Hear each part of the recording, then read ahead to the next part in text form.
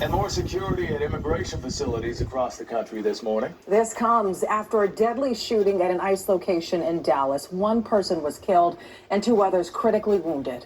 Washington correspondent Maddie Biertempfel joining us live from D.C. with reaction from elected officials. Maddie, good morning. Good morning, Craig and Vanessa. Leaders from across the political spectrum are calling for an end to political violence and condemning this attack. The FBI says it's investigating this as a targeted act of violence.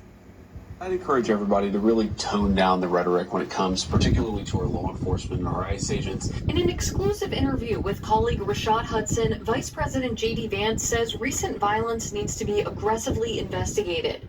We do feel pretty confident this was a motivated left-wing political attack. The Department of Homeland Security says a gunman from a nearby rooftop shot indiscriminately at an ICE field office in Dallas Wednesday, shooting 3 detainees in a transport van before killing himself. Ammunition at the scene had anti-ICE messaging on it, according to the FBI. Texas Senator Ted Cruz called for lowering the temperature when it comes to speech about ICE. To every politician who is using rhetoric demonizing ICE and demonizing CBP, stop. No ICE agents were wounded in the attack. House Minority Leader Hakeem Jeffries condemned political violence across the spectrum. We need leadership that brings people together, not national leadership that tears people apart.